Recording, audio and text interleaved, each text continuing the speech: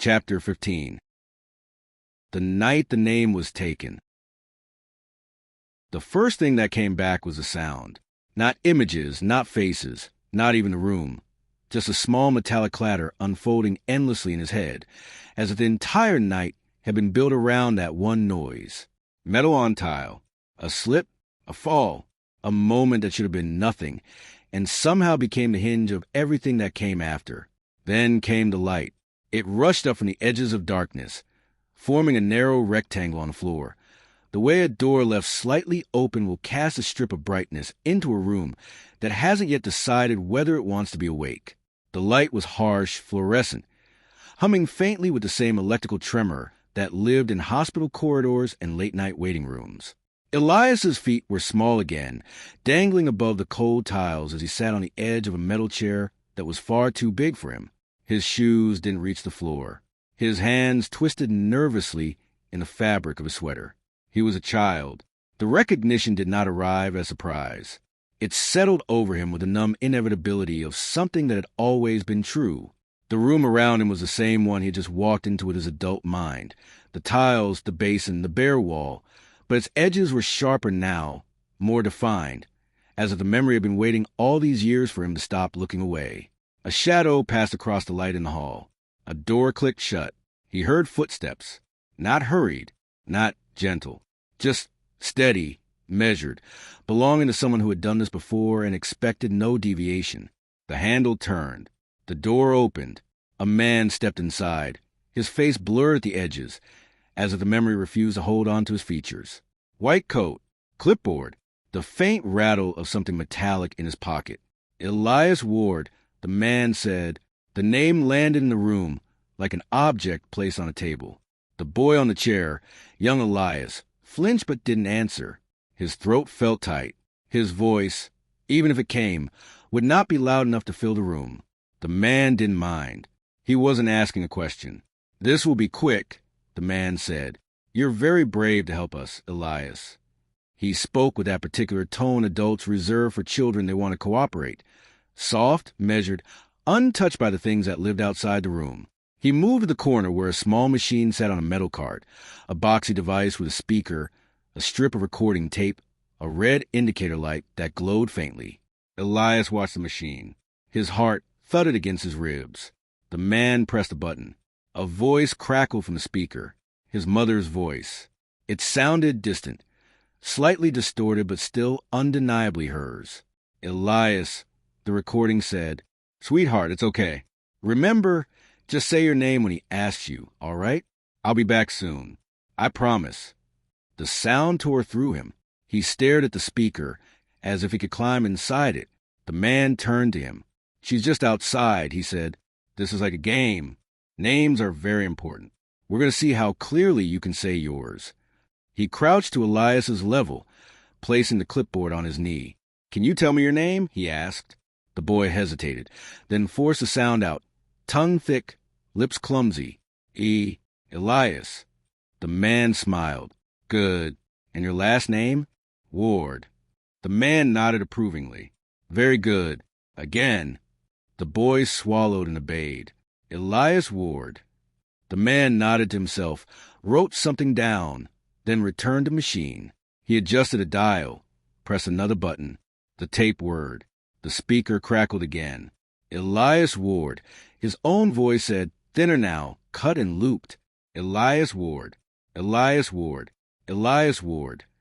The name repeated, over and over, a strange echo of himself. The sound felt wrong, disconnected, detached from the boy sitting in the chair. The more it played, the less it belonged to him. The man adjusted the volume.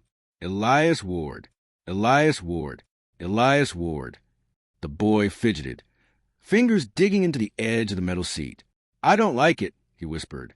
The man glanced back, expression briefly annoyed before smoothing out again. "Just a little longer," he said.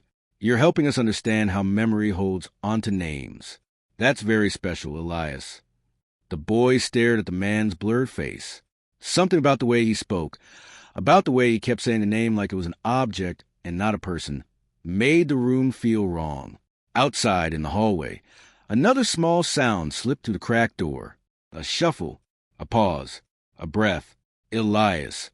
The one watching from inside the memory now, riding behind his younger self like a passenger, felt something tighten in his chest. He knew what came next, even if the younger boy did not.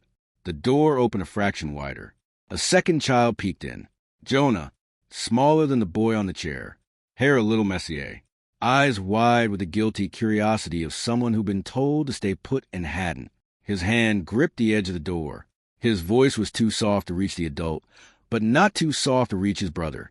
Eli, he started. The recording cut over him. Elias Ward. Elias Ward. Elias Ward. The man turned, irritated. I told the nurse. He strode to the door, pulled it open, looked down at Jonah with an expression of memory refused to fully show. You can't be in here, he said sharply. Go back to the waiting room. Jonah froze, shrinking under the tone. The boy on the chair, young Elias, watched, torn, wanted to speak, but unable to find the words. His mouth opened, but the machine spoke first. Elias Ward. Elias Ward. Elias Ward. The man turned back toward the cart, muttering something under his breath. He didn't close the door fully. Didn't check if Jonah obeyed. He assumed the command was enough. It wasn't. Jonah remained in the doorway, small fingers curling around the frame. His eyes darted to his brother. Are you scared? He mouthed, the words forming soundlessly under the machine's steady chant. The boy on the chair nodded, barely. The machine's red light brightened. The man pressed another switch. Something changed in the sound. It wasn't just a recording anymore. It was layered now, altered, stretched. The name separated from its own echo. It repeated too clearly, too mechanically, as if something inside the machine had begun to learn. Elias Ward, it said. Elias Ward. Elias Ward. The boy's stomach churned. He knew, with the unfathomable certainty only children possess, that this was wrong. The man picked up a pen, made another note. You're doing very well, Elias, he said without looking up. The boy stared at the machine, at the red light, at the strip of tape turning slowly inside. And then the bulb on the ceiling flickered. Only once. But in that flicker, the instant the light stuttered and the room dipped into a shade not quite dark, something shifted around the words. Elias Ward, the speaker said. The voice was no longer his. It was not the man's. It was not his mother's. It sounded like the room. The light steadied. The shadow on the far wall deepened. The machine repeated the name again. The sound flattened and hollowed out, stretched over something that wasn't language. The boy on the chair felt the syllables land inside his chest, as if they belonged to someone else now. He gripped the metal seat harder. His breathing quickened. Stop it, he whispered. The man didn't react. He was writing now, absorbed, perhaps pleased, perhaps simply distracted. The red light glowed brighter. Elias Ward. Elias Ward. Elias Ward. The boy's heart slammed against his ribs. Stop. He tried again, louder. The shadow near the far wall stirred. That was when the metal slipped. Not the machine, not the cart, a different piece. The boy didn't remember reaching for it. But in the replay of the memory, he saw his own small hand brush against the unused restraint clip resting next to him on the chair. It tipped over the edge and hit the tiles. The sound was small, but echoed like a crack in glass. The shadow moved. It didn't detach from the wall. It didn't take shape like a person. It bent, lengthened, turned in a way no shadow should, as though it had volume where the wall was flat. The room cooled around the movement. Jonah's fingers tightened on the doorway. The boy on the chair stared, frozen. The man didn't look up. The machine kept speaking. Elias Ward. Elias Ward. Elias. The last repetition dragged, slowed, bent itself around the vowels in a way no human throat could produce. The shadow leaned toward the chair. The boy heard what the adult Elias had heard 100 times since the missing hour, the sound of his name spoken from a place that did not need a mouth. And he broke. He didn't scream. He ran. His hands slipped from the sides of the chair. His feet hit the tile. His body bolted toward the door with the desperate, uncalculated speed of something that only knows how to flee. For a second he saw Jonah's face, eyes wide, afraid for him, reaching out as if to grab his sleeve. Then Elias pushed past him, small shoulder against small shoulder. He stumbled into the corridor. Behind him, something heavy slid across the tile. Not a machine, not footsteps, something else. And Jonah's cry finally broke through the loop chant. Elias! The boy ran. The corridor blurred around him. Stretches of linoleum elongating and tightening as if the hallway itself were breathing. The lights buzzed. His legs burned. His chest hurt. A nurse appeared at the far end, her face too far away to resolve into features. He did not look back. Not once. The memory did. Time slowed as if the city itself had pressed a hand over the moment to hold it in place. The adult Elias, riding inside the boy's senses, was forced to turn, to see what the child version of him had refused to face. Jonah was still in the doorway. The shadow had reached the chair. The red light on the machine glowed steadily. Elias Ward, the warped voice said, but the boy in the corridor had already left it behind. The shadow bent toward Jonah. The tiles beneath his bare feet darkened, as though taking on weight. The corners of the room thinned, the wall near Jonah stretching slightly, creating the shape of something like a door and not a door at the same time. Jonah stepped back. Not much, just one small, instinctive step, and the room treated it as consent. The shadow folded around him. The light flickered violently. The machine's voice broke entirely, the word Elias cracking into fragments that didn't sound like anything human. When the light steadied again, Jonah's outline looked thinner, his shoulders lower, his face pale and distant, as if part of him had been pulled a fraction of a second out of sync with the rest of the world. He turned his head toward the doorway, toward the corridor where his brother had disappeared.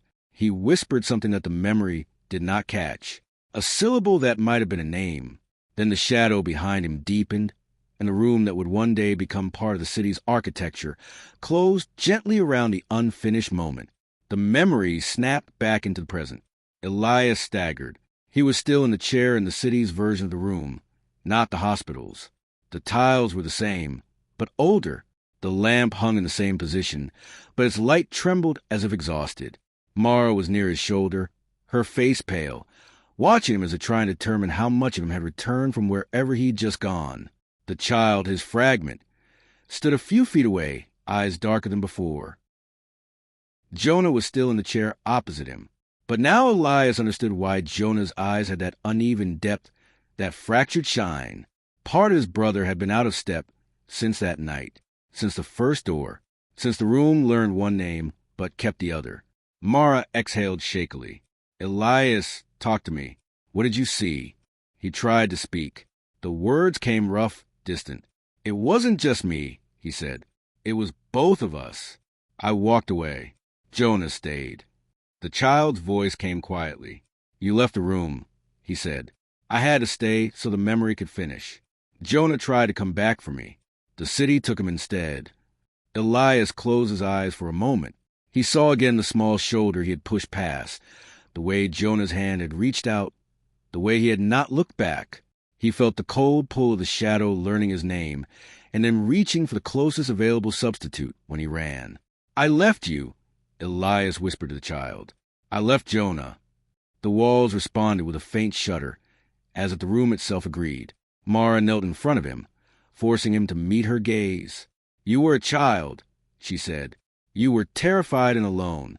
You didn't understand what was happening. But the city did, Elias said. His voice was steadier now, colder.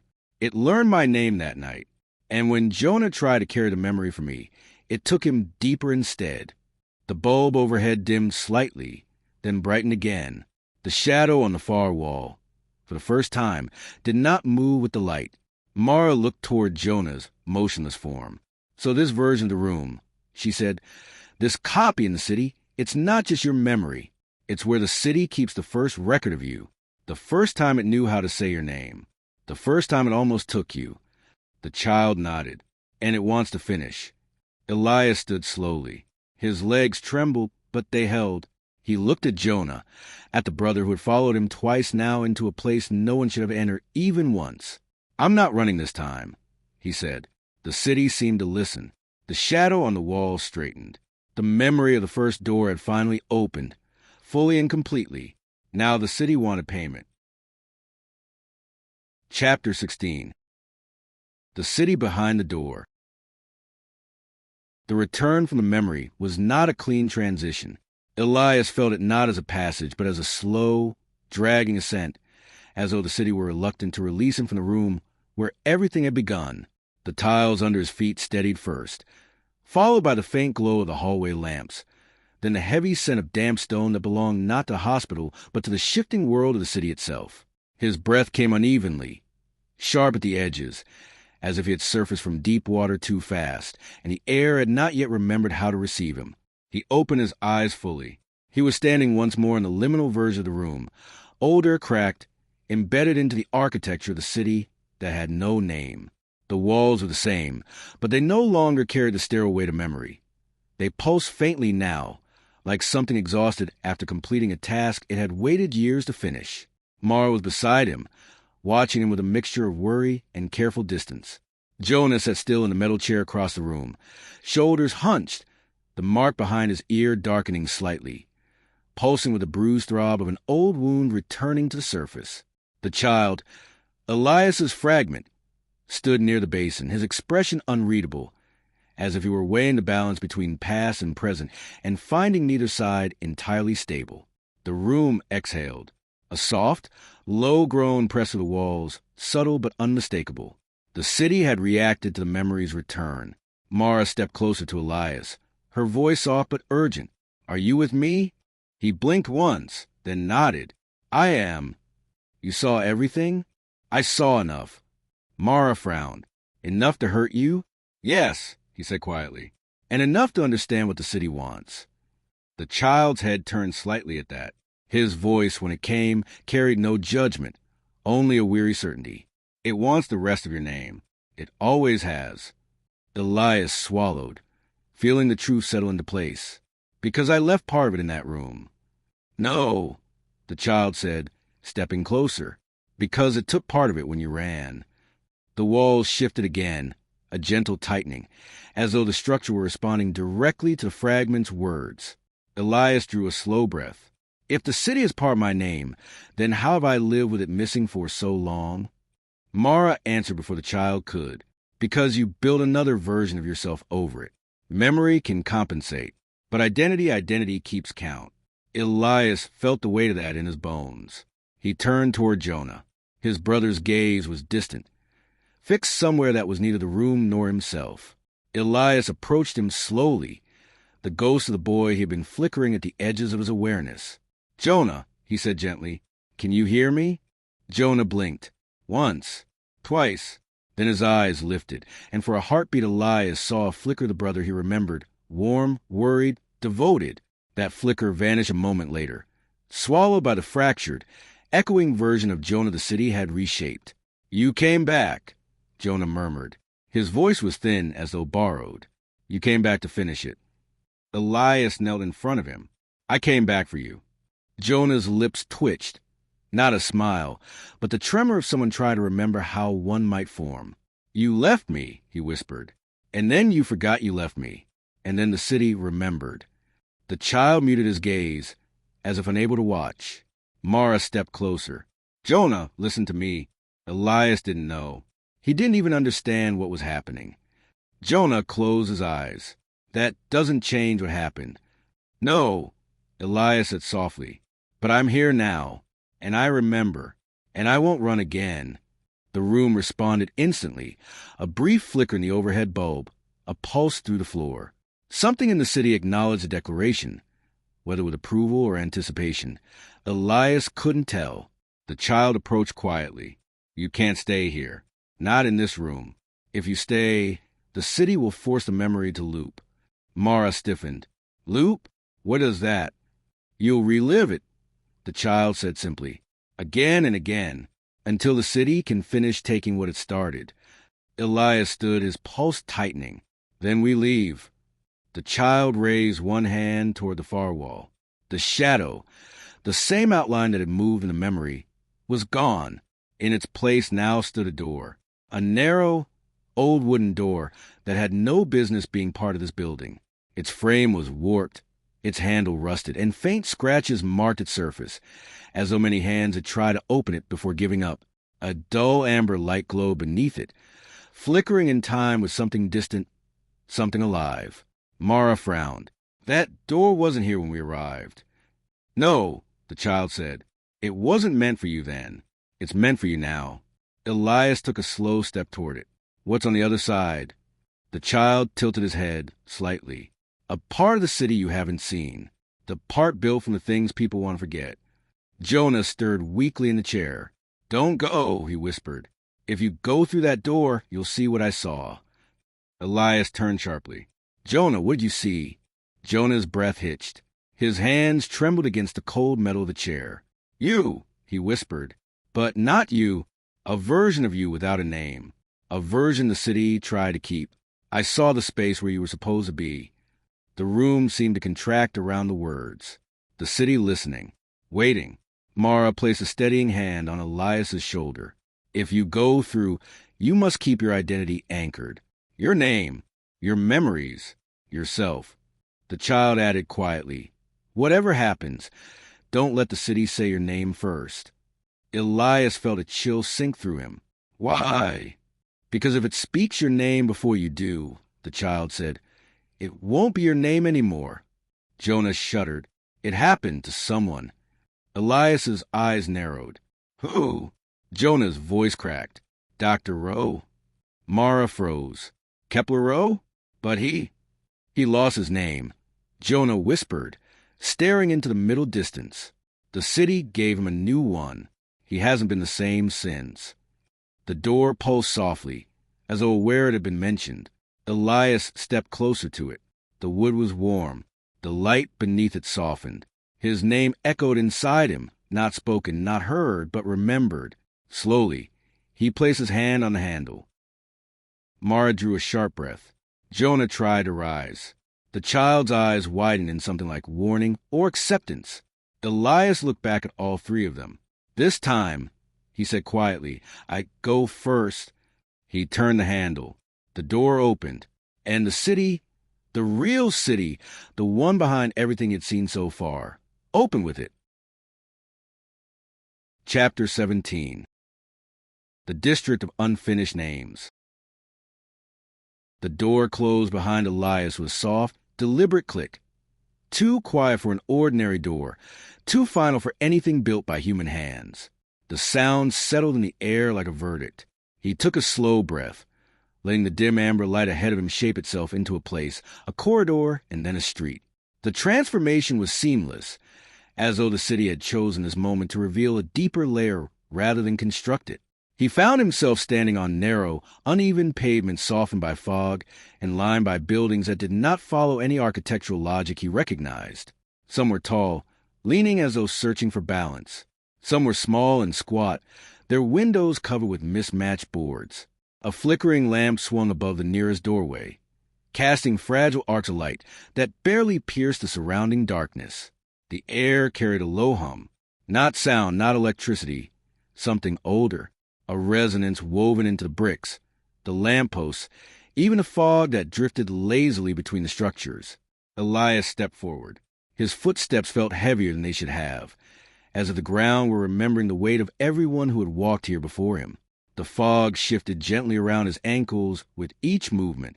He looked back once, instinctively, but the door he had passed through no longer existed. In its place was only a wall of pale stone, cracked and ancient, as though the entrance had never been there. He whispered, Mara, Jonah, but the sound faded immediately, swallowed by the fog. He wasn't alone, but he wasn't within reach of them anymore. This district, whatever part of the city it was, wanted him by itself. Ahead, the street branched into three narrow paths, each marked by an archway built of mismatched materials. Under the first arch hung a sign made from a shattered mirror. Under the second, a strip of hospital curtain fluttered despite the still air. Under the third, only darkness. He approached the first. The mirror segment reflected not his face, but the silhouette of someone standing farther down the street. A figure with his height, his posture, but a head slightly bowed, as if holding a name that didn't fit. He turned abruptly. The street was empty. When he looked back, the reflection was gone. He moved next to the second arch. The hospital curtain swayed softly as he approached, brushing against his arm. Its fabric was cold. The scent of disinfectant clung to it, faint but undeniable. A memory flickered at the edge of his awareness. Jonah's face behind a crack in a hospital door, his own reflection smudged across a sterile tile, the low hum of machine learning his name. He stepped back. The curtain stilled. He approached the third arch. No curtain, no mirror, just darkness. But the darkness was not empty. It carried a kind of quiet that felt attentive, as if the street itself were listening. A faint sound drifted out. Not footsteps, not breathing. A soft, steady whisper, almost a murmur, rising and falling like a voice practicing a word it had not yet mastered. Elias moved closer. "Who's there?" The whisper paused.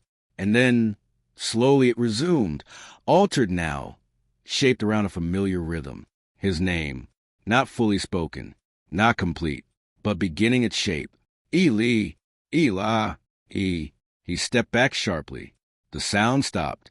A faint breath of cold passed across his cheek, though nothing stood near him. He realized then that the voice wasn't calling him. It was testing him. He murmured to himself, "This place, this is where the city learns." A soft crunch sounded behind him. He turned. A figure stood in the middle of the street, thin, stooped, wrapped in a long coat that seemed too large for his frail form. His hands were in his pockets. His face was partly hidden by a crooked pair of glasses with one cracked lens, but his eyes, uneven, mismatched in focus, glinted with a kind of fierce, fractured intelligence. Elias knew immediately who he was. Dr. Rho. The man smiled faintly, the expression fragile and weary as though unused. "Ah," he said, voice thin but sharp, "someone who remembers my name. That's refreshing." Elias moved toward him slowly. "Jonah told me you were here." "Did he?" Rho tilted his head, adjusting his glasses. "Good. That means he remembers more than I thought he did. Poor boy. Too much of this place got into him." His voice lowered, as it did into me. Elias stopped a few steps from him. "Is it true? Did the city take your name?" Rho considered this for a long moment, his gaze drifting to the fog around them. "Take? No. Names cannot be stolen. They can only be rearranged." His eyes refocused on Elias. "It learned mine. Then it improved it. Or so it believed. What does it call you now?" Elias asked. Rho smiled again, though sadness eclipsed the expression. "Something I don't dare repeat. Names are doors here, Elias. Say one incorrectly, and you open a room you cannot leave." Elias felt a chill tighten in his chest. "Why did it want your name? Why does any collector value what it takes?" Rho whispered, "Because identity is a fragile kind of currency. And the city thrives on the unstable ones." The fog pulsed subtly, as if in agreement. Rho took a step closer. "You shouldn't be here alone." "I'm not," Elias said. "Mara and Jonah." Rho lifted a hand sharply.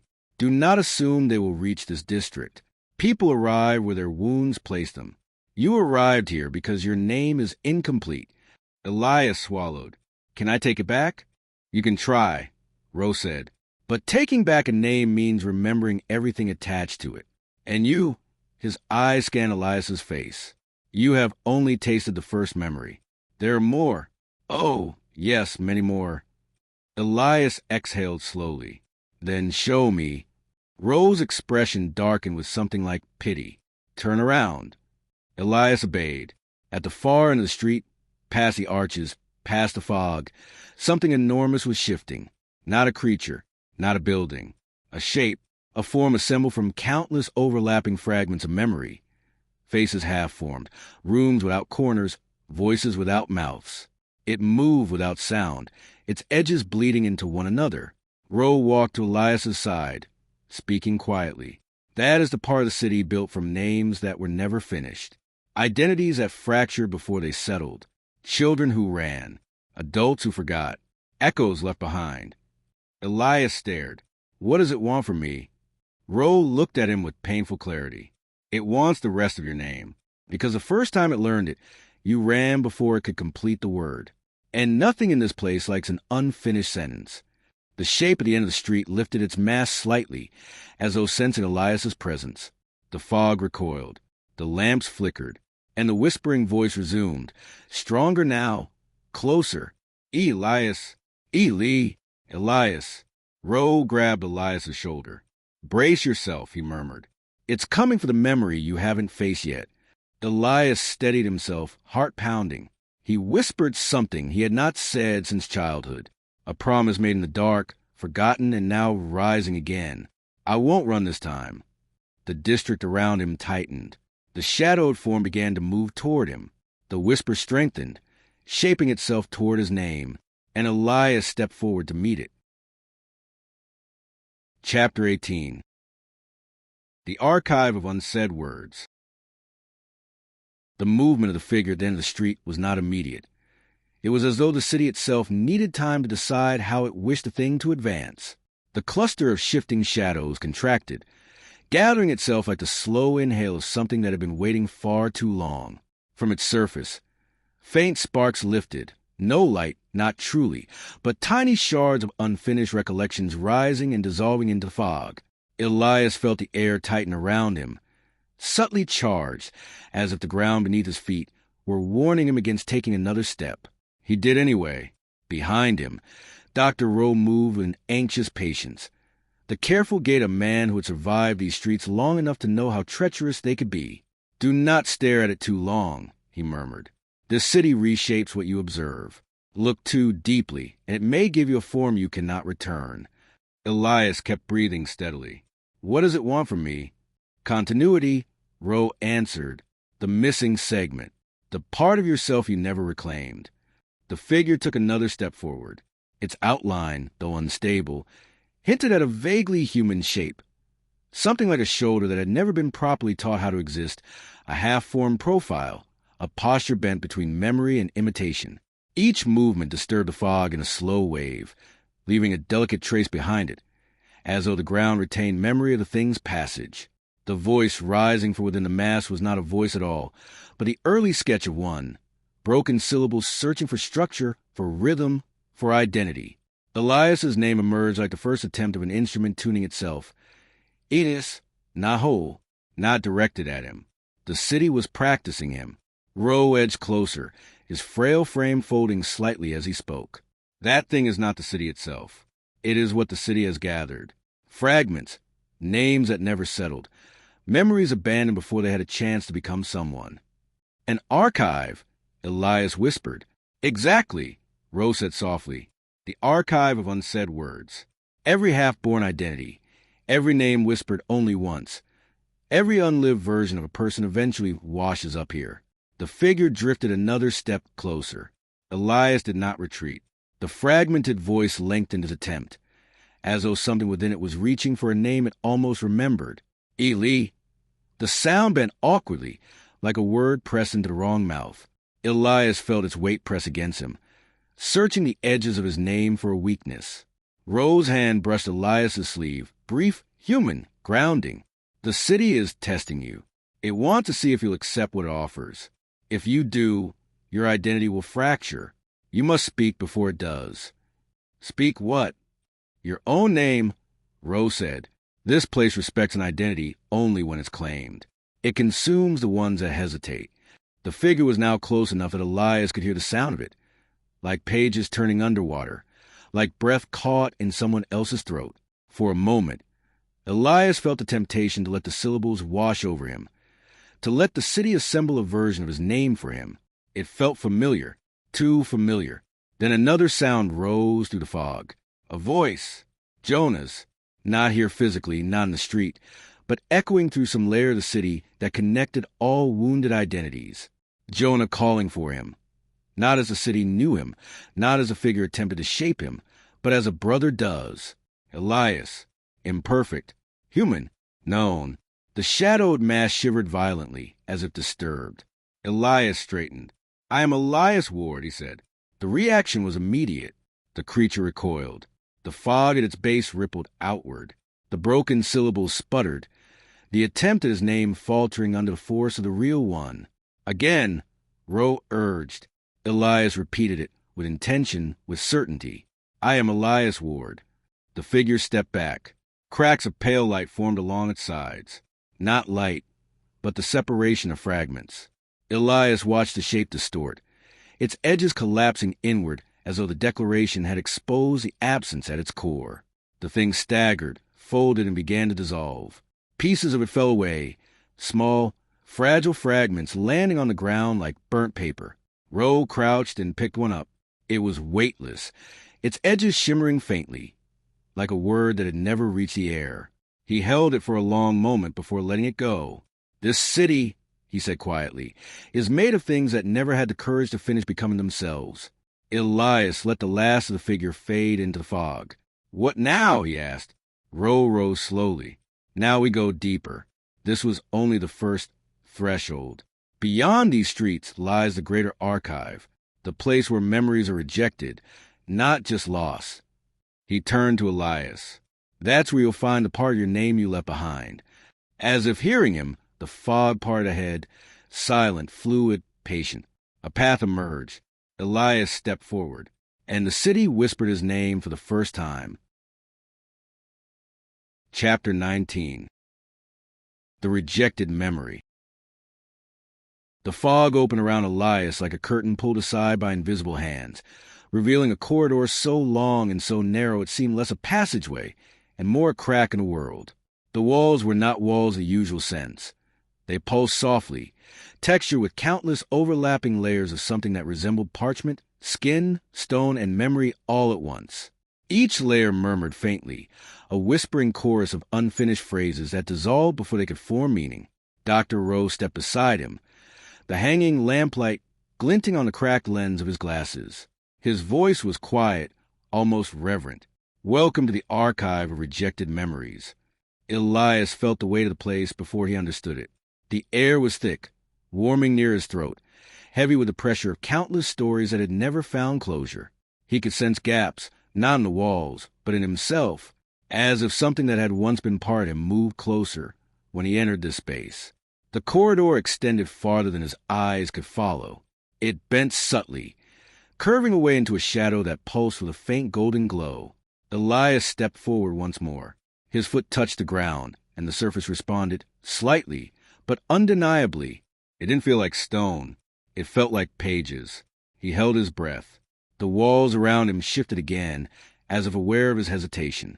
A cluster of faint inscriptions, written in languages he couldn't read, flickered along the surface, illuminated only for an instant before fading back into the texture. "What is this place?" he whispered. "A graveyard of the mind." Rho replied, "Everything a person rejected, everything too painful to remember, but too alive to disappear." They walked. The corridor widened gradually until they reached an atrium carved into the architecture like a collapsed lung. Vast, hollow, held together only by the pressure of memory. Columns rose from the floor, but they were made of stacked objects. Crumpled notes, torn photographs, fragments of childhood drawings, shards of mirrors that reflected not the room, but scenes from lives Elias didn't recognize. A faint wind blew across the space, though no breeze existed. Elias turned on his heel, slowly taking it in. "These are all memories?" "Rejected ones," Rho said. "The ones that refused ownership. The ones people tried to forget. The ones the city collected." "And why show them to me?" Rho's expression tightened. "Because you left a part of yourself here, Elias. And if you want your name back, you must face what you condemned to stay." Elias's chest tightened. His name, his identity, his memory. The city had been calling that piece for years. They moved cautiously through the atrium, past columns that hummed with unfinished stories. Some objects lay scattered on the floor. A child's shoe worn at the heel, a broken compass pointing in no direction, a cracked toy that emitted a faint melody when the wind touched it. Each one pulsed with faint light. Each one wanted to be remembered. Elias stepped near a column and felt a sudden surge behind his eyes. A memory! No, a scene flashed across his mind. Himself as a child, walking alone through a long corridor, cold fingers wrapped around something metallic. But the scene collapsed before it could complete. He stumbled. Rho steadied him. "Careful. The archive doesn't discriminate.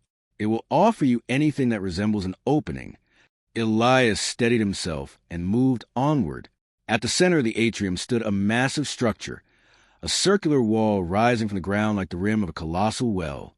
Carvings and etchings covered its surface. Names scratched out, repeated, fragmented. Some letters hovered above the stone like smoke. Others dissolved the moment Elias tried to read them. "What is this?" he asked. "The resonant well," Rho replied, "where memories that were rejected still echo, and where the city keeps the fragments it cannot place." Elias approached the rim. Inside the well was no darkness, only swirling light, a vortex of floating symbols, words, faces, places, all shifting and dissolving. It felt like the core of the city, the place where all broken stories collapsed together. He leaned slightly over the edge. A whisper rose from the well. Not a human voice, not a single voice, but thousands, a murmur of hopes abandoned and traumas sealed shut. Then, somewhere beneath that multitude, one sound separated itself. A single syllable. E. Elias's breath caught. He knew that sound. Rho stepped beside him. "It calls the part of your name that stayed here." Elias felt a pressure against his ribs, a memory pressing upward, begging to surface. He closed his eyes. He saw the room where his childhood memory had returned. He saw himself running. He saw Jonah stepping into the darkness behind him. He saw the shadow turning toward the door. He saw himself closing it.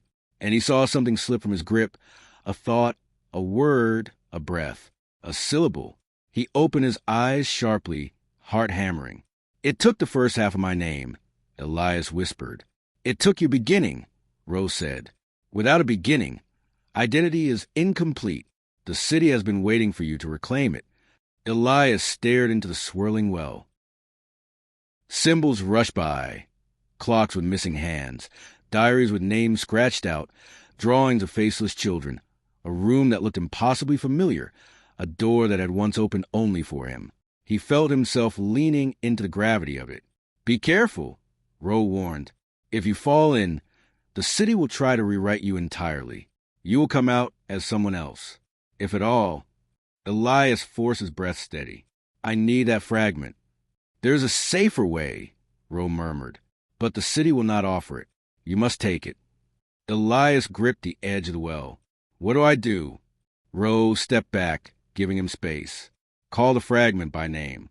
Call your name, the full one. Speak it as if it were whole." Elias swallowed. He tried.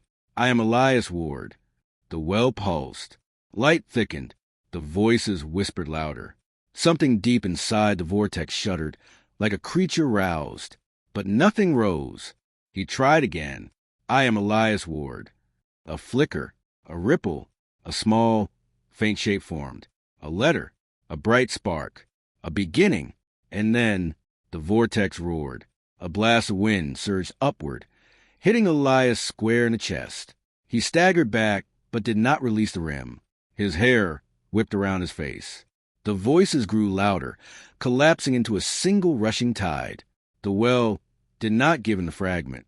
It demanded something instead. Rho shouted, "Elias, look out!" A tendril of light burst from the well, striking the floor near Elias's feet. Another snapped at the air inches from his shoulder. The light was not attacking. It was searching, probing, trying to locate the missing syllable inside him. "Elias!" Rho cried. "The city is trying to take you. Call yourself again." Elias braced himself, feeling the pull of the well drag on his chest like gravity made personal. He shouted into vortex, "I am Elias Ward." The well shrieked, a sound like breaking mirrors, and rewriting paper, and memories tearing free of their anchors. A shape rose, small, glowing, warm, not an object, not a word, but a memory. It drifted toward him, trembling, as if unsure of its right to return. Rho whispered, "Take it." Elias reached out his hand. The memory hovered above his palm, a brilliant, trembling spark, and then it touched his skin. Light exploded across him. A sound cracked inside his skull, and a forgotten scene flooded back into him like a returning tide. He saw himself as a child, breathless, clinging to the name that was being torn out of him. He saw the shadow's hand reaching. He saw Jonah behind him. He saw the syllable fall from his tongue, the start of his name, the part he never spoke again. He exhaled sharply. The fragment sank into him, warm. Ho! His Rose stepped closer, eyes wide with alarm and awe. You reclaimed it. Elias steadied himself. What happens now? Ro looked toward the swirling well.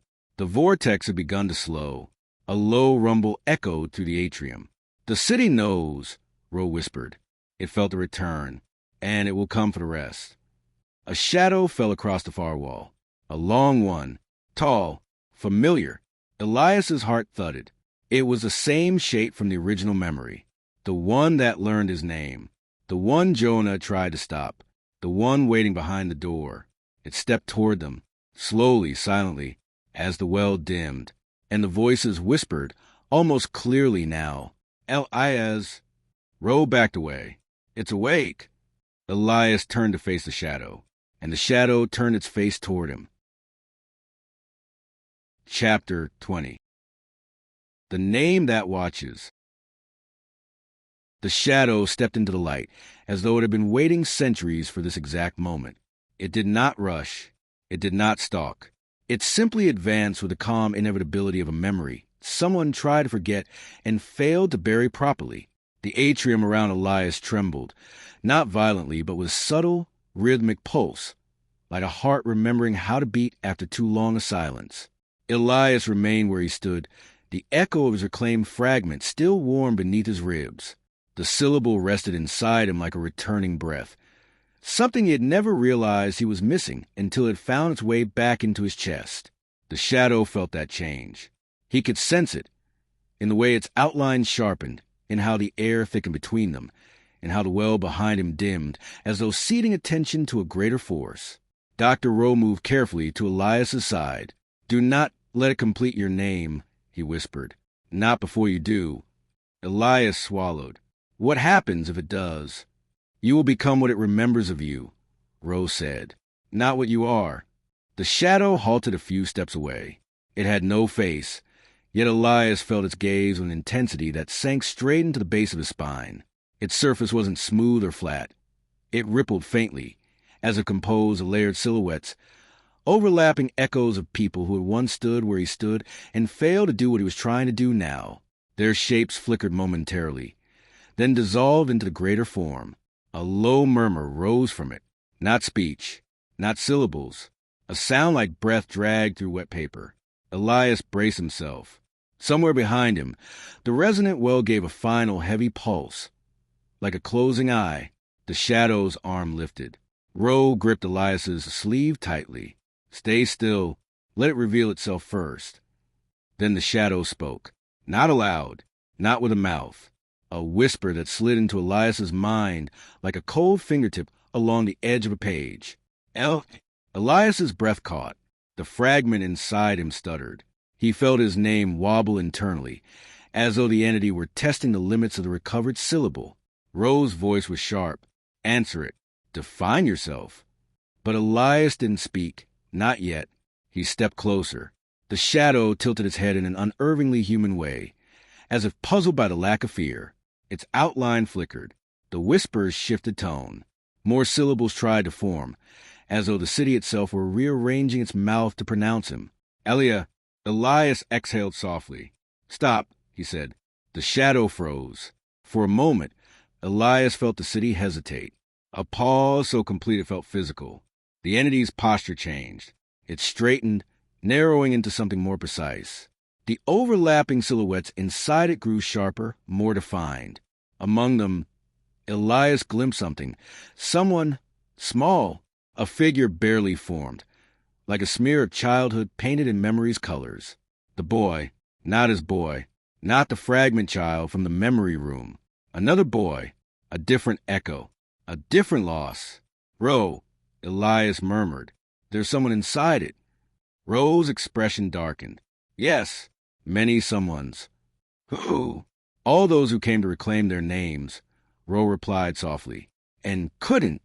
The shadow extended a hand toward Elias. Ro reached instinctively to pull him back, but Elias raised his arm and stopped him. No, Elias said. It came for me. The shadow's hand hovered inches from his face. Not solid, not incorporeal. A shimmering distortion that tugged faintly at the air around it. The gravitational pull of identity trying to rewrite itself. Elias felt the tug against his cheekbone. Not physical. Something in his memory shifted. A moment from his childhood. The hallway. The running. Jonah's voice flickered uncertainly. He inhaled sharply and stepped back. The shadow's form shivered. Rho moved to Elias's other side. Say your name. Elias closed his eyes. Remembered the fragment. The warmth. The syllable that belonged to him. The breath he had lost as a child. The moment he left Jonah behind. And he spoke. I am Elias Ward. The atrium shook. The shadow recoiled sharply, its form breaking into jagged edges before reforming. Its interior silhouettes rippled violently, as though Elias's declaration had struck something foundational in its structure. The boy inside it, the barely formed echo, moved, lifted its head, tried to speak. Elias froze. The echo boy tried again, a sound like the start name, but the shadow swallowed it before the syllable could emerge. Elias's chest tightened painfully. Let him speak, he whispered. The shadow did not move. Rho touched Elias's arm. He cannot. His name was never finished. Elias felt something cold and hollow settle into him. Who was he? Rho shook his head. No one, and everyone. A child who lost his beginning or never received it. The shadow stepped forward again. Elias stood his ground. This time, the voice in his mind was clearer, almost recognizable. Elias. It wasn't trying to take his name now. It was giving it back, testing whether it fit. Elias felt the pull again, the urge to let the city define him, shape him, complete him. He steadied himself. That's not your word, he said quietly. It's mine. The shadow hesitated. Rho whispered urgently. Good. Keep going. Elias took a step closer, not away, but toward the thing. I don't belong to your memory, he said. I don't belong to the well. I don't belong to the fragments you collect. He placed his hand gently on the shadow's arm. The surface rippled like water touched by a fingertip. I belong to my own name. A faint sound escaped the shadow like a sigh. The boy inside it blurred, then brightened. A small, tentative glow rose in the core, trembling like a candle threatened by wind. Rho's breath caught. It's giving something back. The shadow lifted its hand to Elias's chest. Its touch was colder than ice, but not painful. It pressed lightly, and something loosened inside Elias. A memory not yet seen, a moment he had forgotten even in childhood. A piece of the night he ran. A fragment rose in the shadow's hand. A second spark, bright, warm, familiar. Elias's pulse quickened. That's mine. The shadow nodded, a slow, deliberate movement. Rho whispered, stunned. It recognizes you. Elias reached for fragment. The moment his fingers brushed it. Light erupted around him. The atrium twisted. The boy inside the shadow flickered violently, and the shadow dissolved backward in a cascade of breaking silhouettes. Rho shouted something Elias didn't hear. The light swallowed everything. The columns, the well, the echoing voices, until only the fragment remained before him. Hovering, waiting. Elias closed his hand around it. Another memory surged through him. One he wasn't ready for. One the city had kept buried because it was too defining, too dangerous, too foundational. He gasped, staggered, and then the world went black. But not empty. A voice, quiet, steady, familiar, spoke from somewhere behind the darkness. Elias, don't leave me again. Jonah's voice, alive, close, calling him back. Elias fell toward it, and the city closed the door behind him. Chapter 21. The Voice That Breaks the Dark. The darkness was not empty. It had weight. It had temperature. It had the soft, slow movement of something alive breathing against the edge of his awareness. Elias floated in it, suspended, held, anchored only by the faint echo of Jonah's voice threading through the dark like a single filament of light. He reached for it instinctively, not with his hands, but with a part of himself that had nearly fractured beneath the city's pull. The fragment he had reclaimed burned faintly under his ribs, a small, steady flame guiding him toward the sound. "Elias, don't leave me again." The words repeated, not identically, but with subtle shifts, tone bending, pace altering, emphasis changing, as if the memory of Jonah were trying different versions of itself to find the one that would anchor Elias fully. He pushed upward, if upward existed, and the darkness thinned. Not quickly, not smoothly, but like fog peeling back from an old street at dawn. Shapes formed first. A faint outline of a chair, a slanted beam of light, something like a doorway breathing softly at the corner of the space. Then came sound, dripping water, a distant hum, the low tremor of the city adjusting its walls. Finally, the world steadied enough for him to feel his body again. He was lying on cold tile, not the sterile tiles of the memory room. These were darker, older, ridged with grooves that hummed under his palms. He opened his eyes fully. A narrow chamber stretched around him, long, arched, held up by columns carved into shapes resembling vertebrae. Light seeped through the cracks above, casting shifting shadows across the floor, shadows that trembled when they crossed each other, as if remembering the figures they once belonged to. He pushed himself up slowly. A shape sat at the far end of the chamber. Jonah. Elias's breath stilled. His brother sat on a low stone platform, elbows on his knees, hands clasped loosely, head bowed. His hair hung longer than Elias remembered, his frame thinner, his clothes torn and discolored as if they had belonged to several versions of him over time. "Jonah?" Elias whispered. The figure lifted his head, and Jonah's face, the face of the boy Elias had grown up with, flickered behind a thin mask of exhaustion. "You came back," Jonah said softly. Elias stood, legs unsteady. "Jonah, how did we get here?" Jonah remained still. "You followed the city deeper. It didn't like that. It pushed back. It always pushes back." Elias walked toward him cautiously, aware of the shifting shadows along the walls, aware of the hum beneath the floor. "Are you hurt?" Jonah inhaled, slow and shaky. "Not in a way you can see." Something in the tone chilled Elias. Not fear, but the recognition that Jonah was no longer speaking entirely as himself. The city's cadence threaded through his words like a parasite that had learned to mimic human breath. Elias reached him. Jonah looked up fully. The face was unmistakably Jonah's, eyes hollowed by sleeplessness, jaw sharp with hunger.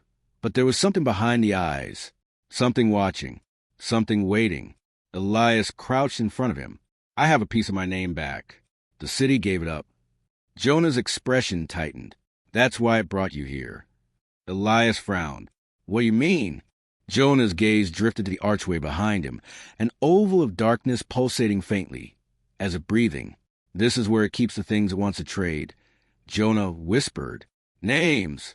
Pieces of identity. Memories it doesn't know how to place." Elias looked around. The chamber suddenly felt less like a room and more like a container. "Trade." Elias echoed. Jonah nodded once. Slowly. "It gave you something. Now I want something back." Elias's pulse thudded. "What does it want?" Jonah swallowed. His voice cracked. "You." A cold wave washed through Elias's chest. "It can't have me." Jonah's lips twitched. Not quite a smile. "It doesn't need all of you, just the part you fear the most." Elias felt the air tighten. The shadows along the columns lengthened, stretching toward him like fingers. He took a slow breath. "Jonah, tell me what this place is." Jonah lowered his gaze again. "The Chamber of Return Names, where the city waits to see if you're ready to face the memory you denied. The second one." Elias felt the fragment inside his chest pulse. Not warmly this time, but sharply, as if reacting to something it recognized. "The second memory?" he whispered. Jonah nodded. Elias's throat tightened. "Jonah, what did I do?" Jonah's eyes rose to meet his. Something broke in them. Fear, love, something nameless. "You didn't do anything," Jonah said softly. "You ran because you were a child. But I followed you, and the city saw me, and it saw you run, and it understood what you were afraid of." Elias's breath hitched. "Afraid of what?" Jonah closed his eyes. The shadows along the walls twisted, slowly, deliberately, forming an outline behind Jonah. Tall, faceless, familiar. The same outline Elias had seen in the memory room. The same outline he had seen in the atrium. The same outline that had learned his name. Jonah whispered, "You were afraid of losing me." Elias felt his knees weaken. Jonah opened his eyes. They were wet. They were human. They were Jonah's. And that fear, Jonah said shakily, was the second thing he left behind. The shadow stepped forward, not out of the wall, but out of Jonah. Elias staggered back. The outline separated from his brother like a second skin peeling away, forming a tall, wavering silhouette that carried Jonah's fear, Jonah's memory, Jonah's echo. It stood between them, blocking Elias from reaching him. Elias's voice broke. "Jonah, get away from it." Jonah didn't move. The shadow leaned closer to Elias, its edges trembling with anticipation. And for the first time, Elias heard it clearly. Not a whisper, not a syllable, a full, coherent phrase. "Give him back." Elias's breath caught. Jonah covered his ears, trembling. "Don't listen. Don't let it inside, Elias." The shadow expanded, enveloping the chamber in darkness. Elias shouted Jonah's name, and the world split open. Chapter 22. The memory that chose him. The split in the world did not open like a wound.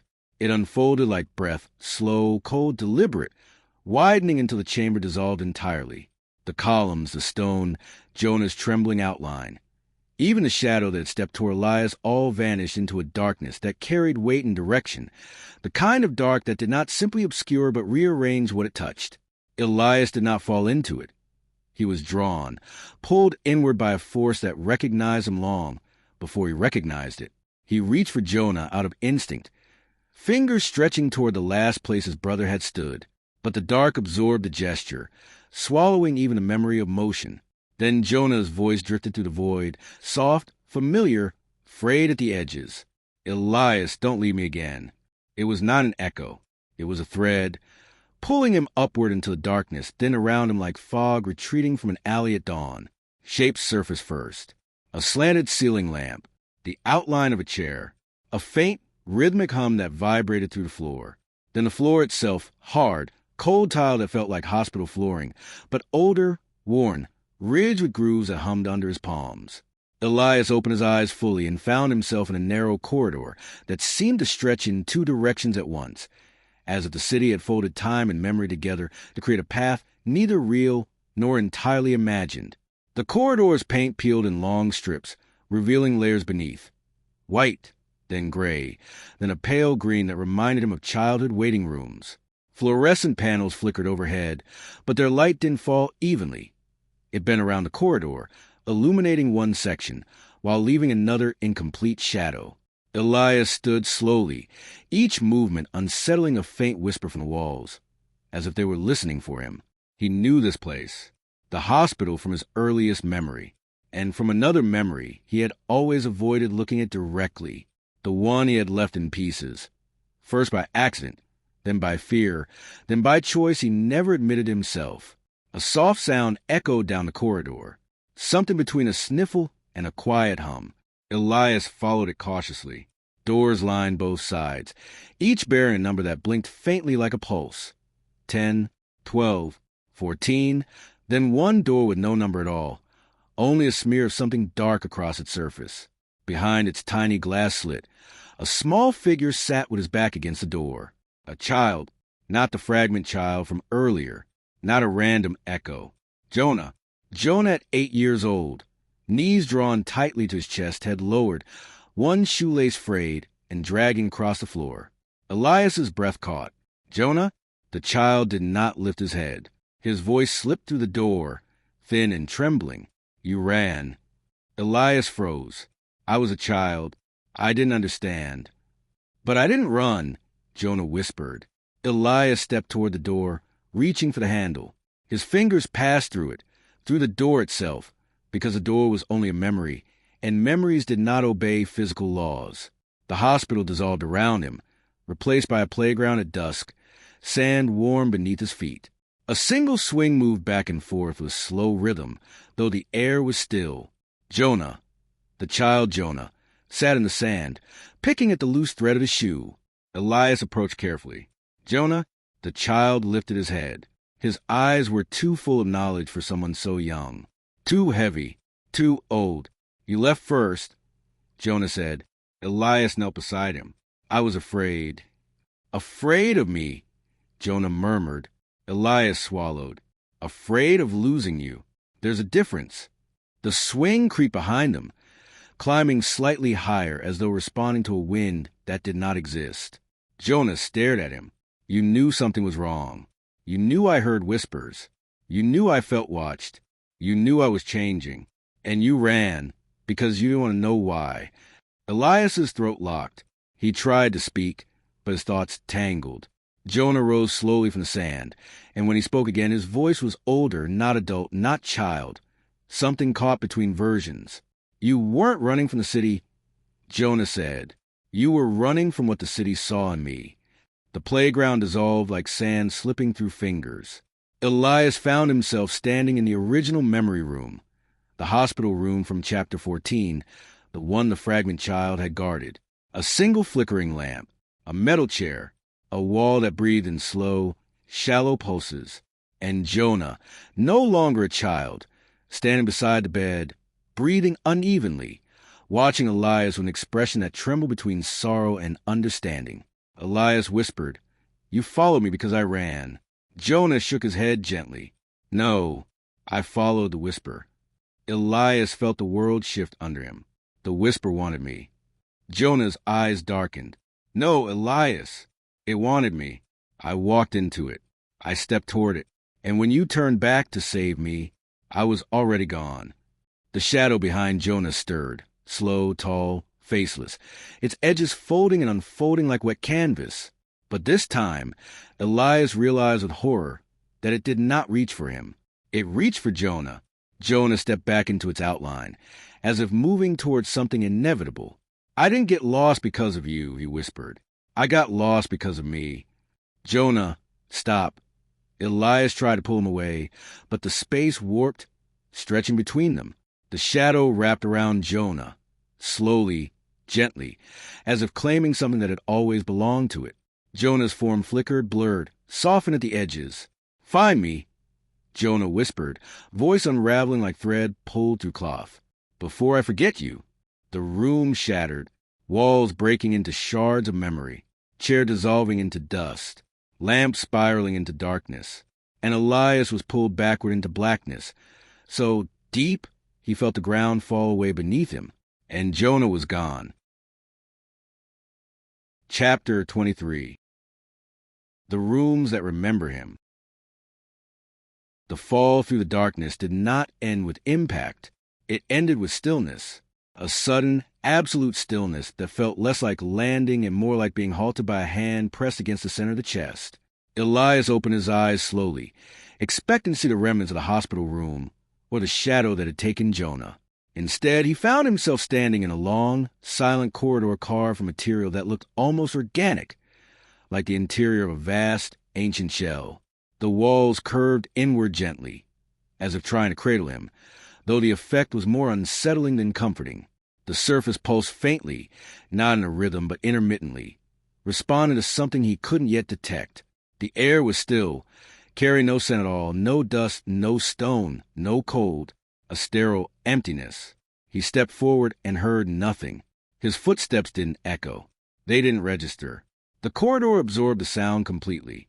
Elias swallowed. A place with no echo was a place that refused to remember what passed through it. A single thought rose unbidden.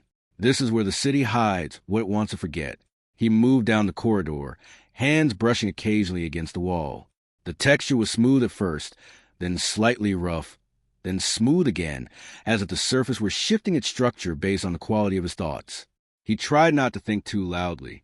The corridor branched unexpectedly, not left and right, outward and inward. Two passageways extended before him, one narrowing until it resembled a throat, the other widening into a broad curve lit by faint, trembling lines that resembled veins filled with dim light. Elias was drawn toward the wider passage. Not because it seemed safer. Nothing in this place felt safe, but because the narrow passage seemed to exhale a coldness that reached directly for him, as if it recognized something inside him and wished to claim it. He resisted the pull and stepped instead into the broader corridor. The ceiling arched higher. The light increased in subtle waves. And then the whisper started. Not Jonah's voice. Not the entities. Not the city's attempt at his name. A new whisper. Soft, measured, almost clinical. Elias Ward. He froze. The voice came from ahead, not echoing, not drifting, but spoken in a tone that seemed practiced, a tone that belonged to someone who had repeated his name many times before. A shape emerged from the shifting shadows of corridor. Dr. Rho, but not the frail, weary Rho he had met before. This version stood straighter, eyes sharper behind the cracked lens of his glasses. His coat fell more naturally around him, as though it finally fit the frame it was meant to cover. He seemed younger, not in the sense of age, but of intention. Elias inhaled slowly. Rho! The man tilted his head slightly, studying him. You kept your fragment. Good. The city is paying attention. You're different, Elias said. Rho's mouth curved into an almost smile. This is a part of the city where clarity becomes malleable. It allows versions of us to appear, depending on what we need to confront. Elias stepped closer, watching carefully. So you're not the Rho I met earlier. I am, the man said calmly. And I'm not. Think of me as the memory of the man who first studied this place. Before I lost my name. Before the city rewrote me. Elias felt the air tighten around them, as if the walls were listening closely. What is this place? Elias asked. Rho gestured around them with a slow sweep of his hand. The rooms that remember you. A sector of the city that rearranges itself based on the identities passing through it. People come here without knowing it. They leave pieces behind without noticing. Elias's heart thudded. Is Jonah here? Rho's expression softened. Parts of him. Elias stepped back. Which parts?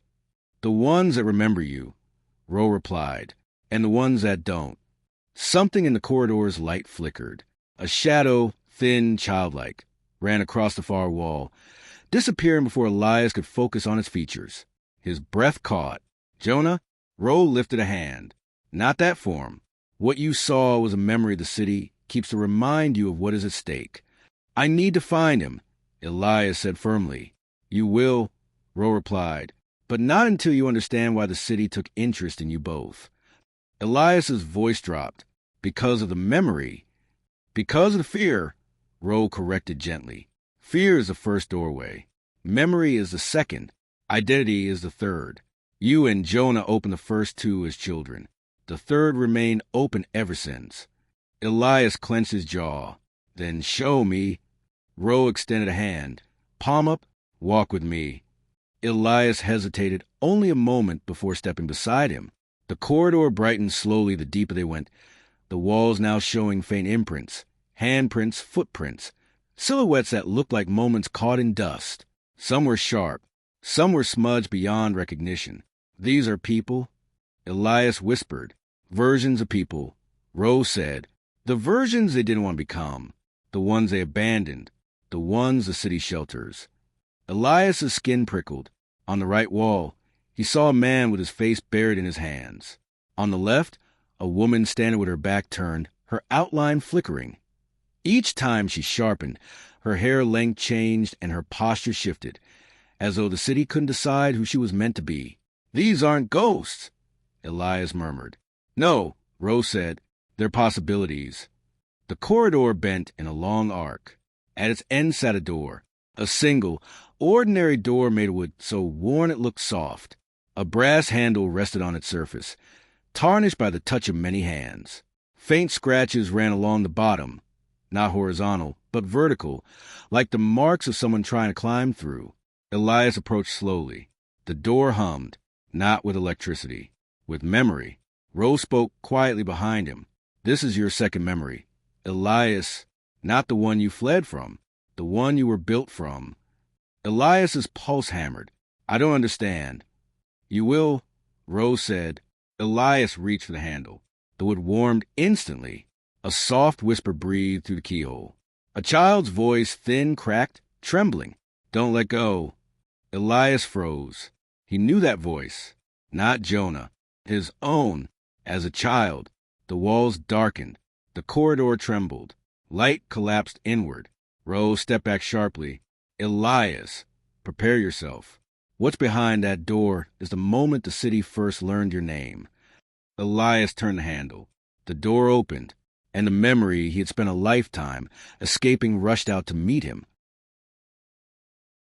Chapter 24. The day the city spoke first. The memory did not open like a scene. It opened like a tide. The door swung inward, and the world folded into a colorless rush, pulling Elias forward so abruptly that his feet barely touched the ground. Light blurred around him, flattening into streaks as if he were passing to the worn pages of an old film reel spinning too fast. He heard the faint click of the door closing behind him, but the sound didn't come from the present. It came from the past, from the memory he was entering. When the movement finally slowed, shapes formed. Walls, a floor with scuffed linoleum, a ceiling panel with flickering fluorescent lights. He was in a hallway, but not the hallway from Chapter 14. This one was larger, wider, less confined. A medical wing from years ago. Still in use then, its walls freshly painted but already fading at the corners. Doors with room numbers. The faint beeping of machines. And, in the distance, the muffled echo of children. Elias blinked. He was small. A child's height. A child's hands. A child's breath. He looked down and saw his fingers, short, trembling, clutching the fabric of a thin hospital gown. His legs were bare below the knees, feet cold on the linoleum. He whispered to himself, his child voice emerging without intention, "Don't let go." The words nearly broke him. He turned. Behind him stood the door he had just opened, but in the memory it was pristine, white, bearing a number stenciled in black. Room 3B. The hallway stretched emptily behind it, silent and waiting, as though the world had intentionally removed every adult from the scene. A child's voice drifted from ahead. Not his. Elias. Jonah. Very young. Too young to be allowed here alone. Elias's breath seized. His heart pounded like a memory, trying to break free of its restraints. He ran. His small legs carried him down the hall, around a corner, past a row of empty wheelchairs and a rack of folded sheets. He heard Jonah again, closer now, echoing through the sterile space with the clarity of a name spoken by someone who believed the world would always answer. "Elias, wait!" He rounded another corner and stopped. Jonah stood at the end of the hall, 4 or 5 years old, clutching a toy car with chip paint, wide eyes searching for him, relief flooding his face when he saw him. "There you are," Jonah said. "You didn't wait." Elias's chest tightened painfully. "You weren't supposed to follow me." Jonah frowned. "You were scared, so I came." Elias opened his mouth, but the memory did not wait for him. A soft sound began in the corridor, a distant murmuring, like someone whispering inside a ventilation shaft. It spread through the hall slowly, curling along the walls until shadows thickened at the edges of the ceiling. The air cooled. Fluorescent lights buzzed, dimmed, then steadied again. Jonah's hand tightened around the toy. He took a step backward. "Elias, what's that noise?" Child Elias tried to grab Jonah's wrist. "We have to go. Now!" But the floor changed before they could move. Tiles darkened. Lines warped. The hallway stretched, elongating impossibly, as if the city were trying to draw them deeper. Elias felt the shift not as a child, but as himself. He understood the force behind it. He recognized the trembling hum. The city had arrived. Jonah whimpered softly. It saying something, and Elias, both child and adult, heard it clearly, a voice moving beneath the lights, rolling like breath across cold glass. "Elias." The whisper should have been faint. It wasn't. It carried weight, recognition. It was speaking to him. But more importantly, it was speaking first. Elias staggered backward. "Don't listen to it." But Jonah stepped closer, eyes widening as if hypnotized. "It knows your name." The shadows spilled outward along the walls as though poured from a height. It formed curves, lines, shapes, almost human, not quite. a tall silhouette bent at unnatural angles, searching, tilting its head as if sniffing the air for the name it had just spoken. Elias. Jonah grabbed Elias's arm. Say something. Say your name. Say anything. But Elias couldn't. His throat locked. His breath caught. His child self collapsed under the weight of recognition. He had heard the city speak his name before. This wasn't the first time. This was the moment he had erased. The shadow leaned forward. Jonah pressed himself against Elias. You have to say your name before it does. Jonah whispered urgently, though he was too young to understand why. Hurry! Elias opened his mouth. Nothing came out. Not a sound. Not even breath. The shadow whispered again, clearer, stronger, more confident. Elias. The moment the word hit the air, the memory world cracked. Elias felt something inside him break. A line, a thread, a boundary. His identity wavered. A jolt ran through his chest, as if something had been pulled out of him. Jonah screamed, Elias, say it. Say something. A machine beeped in the distance, flatlining. The walls contracted, then expanded again. The lights flickered violently, strobing the shadow into a dozen overlapping poses. Child Elias stumbled backward. His voice finally broke free, but not in time. I'm... The city spoke over him. Elias. The name shattered on the floor like glass. Jonah grabbed him. The shadows surged forward. The memory blurred, and Elias understood the truth he had refused to see. This was the moment the city claimed the beginning of his name. This was the moment it learned his identity before he could define it. This was a fracture that shaped everything that followed. Jonah pulled him through a doorway that shouldn't have existed in the memory. They stumbled into a dark maintenance stairwell, Jonah's small hand gripping his until their fingers were white with force. Elias, you have to run, Jonah cried. Now! The stairwell bent impossibly. Steps twisted. Metal groaned. The shadows slid down the wall, searching for him, whispering the name it had taken. Elias. Jonah shoved him through another door, one that opened into blinding white. The memory ruptured. The floor dissolved. The walls tore open.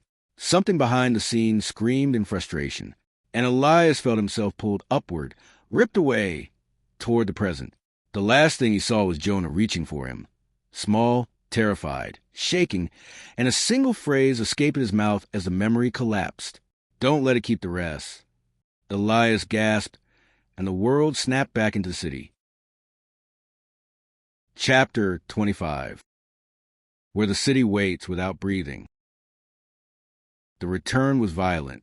Elias stumbled forward as if ejected from a moving train, the impact driving him to his knees on a cold, uneven surface. His breath tore from him in ragged bursts. For a moment the world was only a blur of shifting light and color, as though the memory had refused to release him cleanly, leaving fragments stuck to his skin like static. When his vision steadied, he found himself in an open plaza carved from the same impossible architecture as the rooms he had traversed. Curved stone bending like ribs, cracks glowing faintly with dim light, the ground patterned in concentric rings that pulsed softly beneath him. The sky, or what passed for sky in the city, was slate gray, swirling slowly as if kneading storm clouds from dust and memory. The air tasted metallic, the way it tasted in childhood hospitals when machines hummed too close to a child's bed. Elias rose slowly, brushing grit from his palms. His heart still hammered with the echo of his younger self's scream, the moment when the city had spoken his name for the first time. He felt that moment lingering in his chest like the aftertaste of lightning. The plaza was silent. Too silent. Not the silence of emptiness, but of attention. The city was listening. A faint ripple passed across the stone beneath his feet, traveling outward in slow, widening circles as if carrying the news of his arrival. He wasn't alone. A figure stood at the far end of the plaza, half hidden behind a column bent like a spine. Elias tensed, expecting the shadow, the tall, faceless presence. But the shape was wrong. Shorter, slighter, human. Mara. She stepped into view, her dark hair falling over her shoulders, her expression somewhere between relief and fear. She breathed his name softly, a sound barely carried by the still air. Elias. He moved toward her at once. Mara, how did you get here? She stopped him with a small gesture of her hand, eyes glancing upward.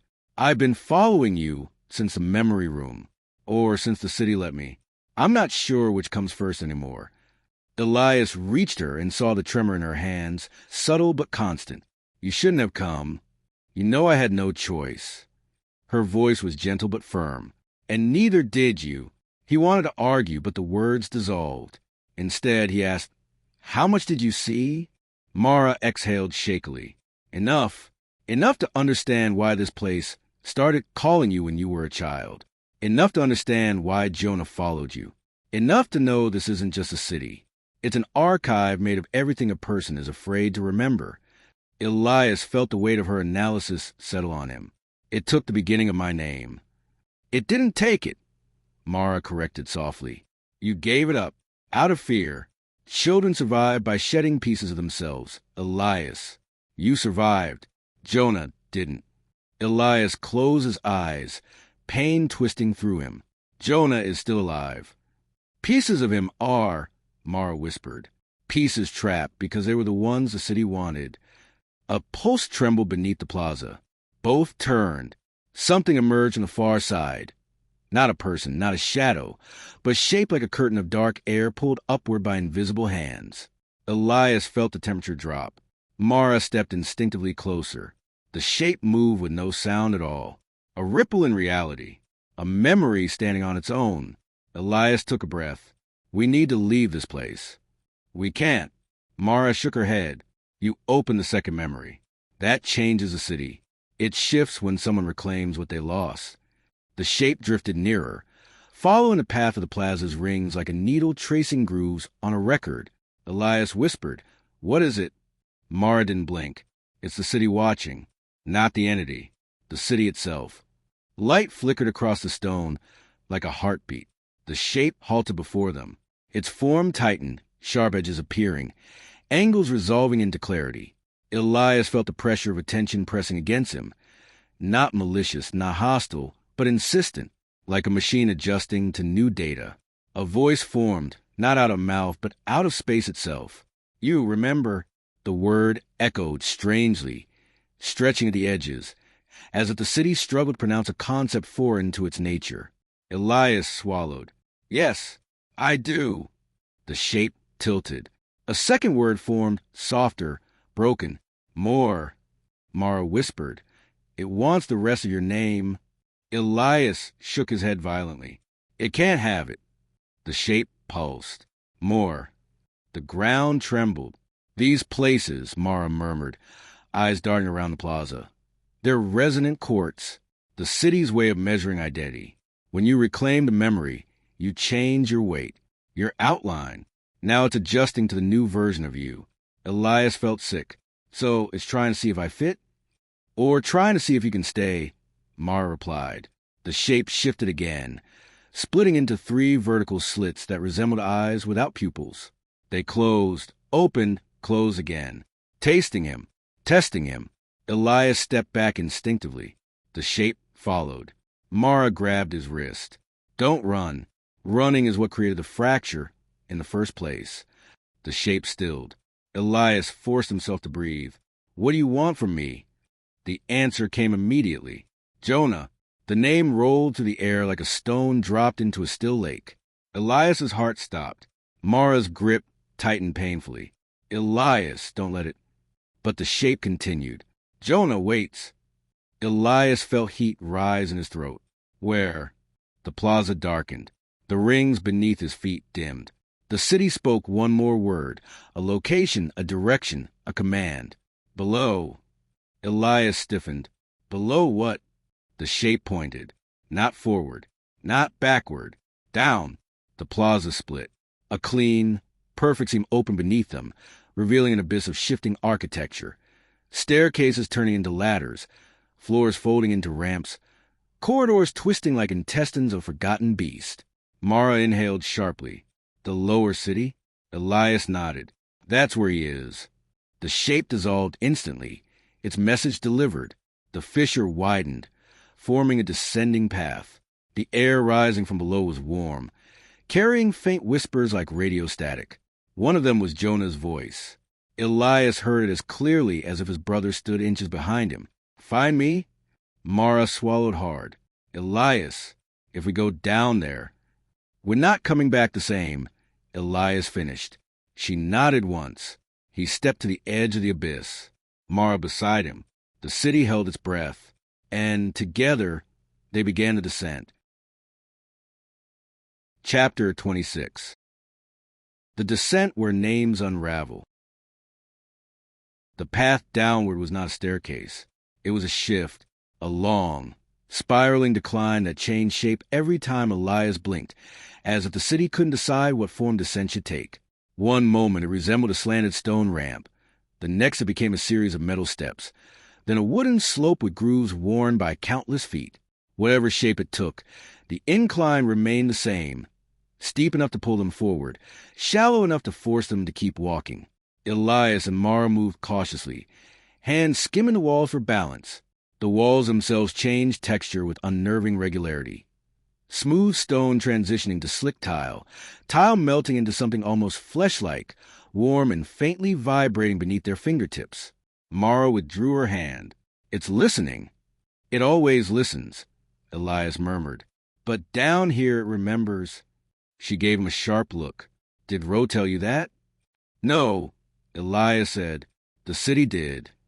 Below them, deeper in the abyss, a dim golden glow pulsed like a heartbeat. Each pulse sent a tremor through the path, soft but insistent, as though the lower city were exhaling. The air warmed as they descended, carrying a scent Elias couldn't place. Old books, rain on concrete, something metallic, and something else beneath it all. The faint scent of Jonah's childhood room. Elias's chest tightened. It smells like him. That isn't a comfort, Mara said softly. It means the city has absorbed more of him than you realize. The path abruptly widened. They emerged into a chamber so large that Elias couldn't see the walls. The space seemed to stretch outward into fog. The floor was marked by a mosaic of thousands, maybe tens of thousands, of overlapping silhouettes burned into the stone. Some appeared crisp, others faded into nearly nothing. Each one had a different posture, reaching, falling, standing still, kneeling, incomplete, interrupted, unfinished. Mara stopped beside him. These are people? Elias shook his head slowly. Versions. Mara shivered. Versions of who? Everyone who ever reached this place. A faint whisper rose from the mosaic, like breath escaping from under the tiles. 100 voices layered into one, repeating something too soft to understand. Mara bent slightly, listening. Elias reached instinctively to pull her back. Don't, he warned, but she had already heard it. The whisper sharpened. Stay. Mara recoiled sharply, face pale. Elias, that wasn't a warning. It was an invitation. Elias scanned the chamber. It wants to keep us here. Because we're close. Close to what? She asked. He looked down at the mosaic. Close to the place where Jonah fell. A low hum vibrated through the chamber. Stronger this time. The fog ahead parted, revealing a corridor that sloped even deeper. Not carved, but grown. Walls curved inward as though made from bone, porous and faintly luminous. Lines resembling veins pulsed beneath the surface. Mara grabbed his sleeve. Elias, if we go down there, the city will strip something from us. It's what this level does. It takes what's unstable. Elias looked at her. Everything about me is already unstable. And me? She whispered. He hesitated. He didn't want to lie. He didn't want to say the truth. You're dreaming the city, he said gently. And the city is dreaming you back. That makes you visible, vulnerable. A crack echoed through the chamber. The corridor ahead widened into an archway, and Jonah's voice, older this time, strained, frayed at the edges, emerged from the darkness. Elias. Elias's heart stopped. He moved before thinking. Mara caught his arm, trying to pull him back. Slow down. It's using his voice. I know Jonah's voice. Elias snapped. But you don't know what version, she shot back. He froze. The corridor answered for them. Jonah's voice returned, broken, desperate. Elias, I'm here. Please, don't let me fade. Mara's grip loosened. Her eyes widened. That's him. Elias stepped forward. The corridor inhaled, walls expanding slightly, as though recognizing him. They entered the lower city. Immediately, Elias felt a shift. The air thickened, the light dimmed, shadows gained a strange elasticity, stretching across the floor like spilled ink trying to reform an outline. Each step they took left behind a faint imprint that flickered and then vanished. Not like a footprint disappearing, but like the corridor was chewing it away. Mara whispered, "It's taking our echoes." Elias nodded. "It means we're getting close." The passage twisted sharply, opening onto a narrow balcony overlooking a vast interior space, an impossible cavern carved into a shape that felt both architectural and biological. Below them, floors moved, walls pivoted, staircases rearranged themselves. Rooms rotated on their axes like pieces on a shifting puzzle board. A city beneath the city. A living, breathing labyrinth. Mara clutched the railing. "Elias, how is this possible?" "It's not possible," Elias said. "It's memory. Memory doesn't follow architecture." A figure moved in the chamber below. Elias's breath hitched. A man, thin, unsteady, walking along a corridor that wasn't the same length from one second to the next. His steps faltered as the ground bent under him, reforming into new shapes.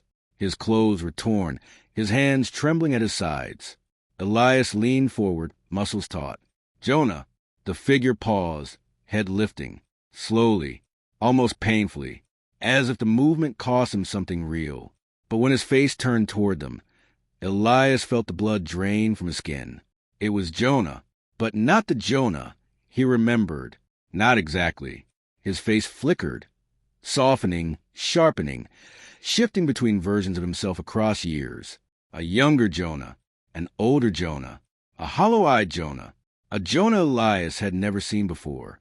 Each version lasting only a second before dissolving into the next, as if the city hadn't decided which one to keep. Jonah whispered something up toward them, too soft to hear. Mara grabbed Elias. "Don't jump," she whispered. Elias hadn't realized he was leaning so far forward. He steadied himself. "What do I do?" he whispered. Mara looked at Jonah below, then back at Elias. "Call him," she said, "but not with fear. Fear is what brought you both here." Elias inhaled deeply. The air tasted like Jonah's childhood room again, like the night he had run, like the moment the city spoke his name first. He swallowed the ache rising in his throat. Then he called out, voice breaking but resolute, "Jonah!" The lower city stilled. The movement stopped.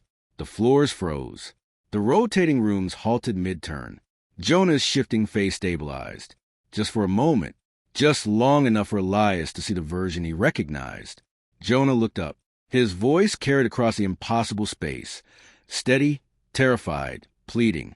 "Elias, help me. I'm losing who I am." The entire city shuddered, and the balcony beneath them cracked. Chapter 27.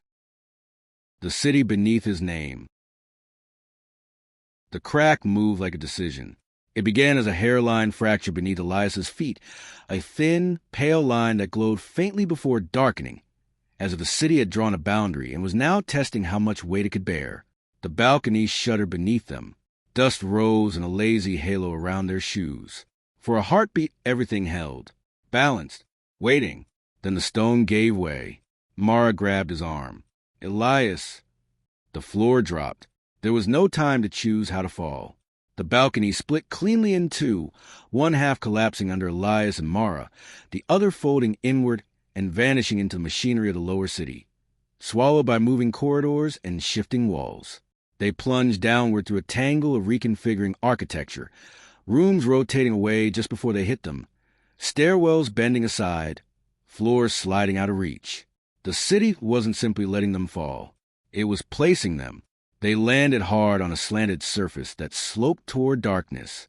Elias skidded, fingers scraping along the floor until they found a ridge where he could brace himself. Mara crashed into him a second later, knocking the breath from his lungs. For a moment, all he could do was lie there, ears ringing, tasting metal in the back of his throat. He forced himself to move.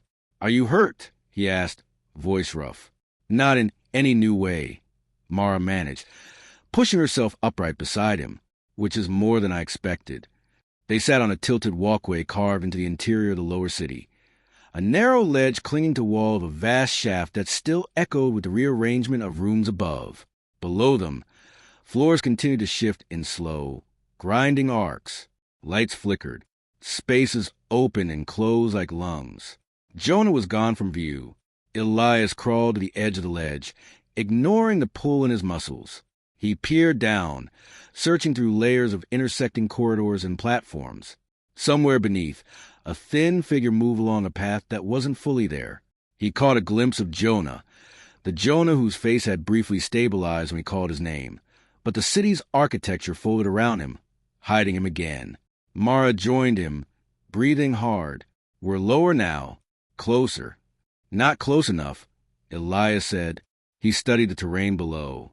The lower city didn't resemble any city he had ever seen. It moved. Corridors extended and retracted like tendrils. Staircases pivoted between floors, as if changing their minds. Some rooms appeared for a moment, furnished, lit, occupied by echo figures that repeated small gestures endlessly, only to fold back in the walls, as if the city were dissatisfied with them. How do we get down there? Mara asked. Elias pointed to a narrow walkway spiraling along the interior wall, partially obscured by machinery that looked like both gears and bones. That, if we can reach it, we might be able to follow Jonah's path. Might is doing a lot of work in that sentence, Mara said, but she shifted her weight, eyes tracking the route.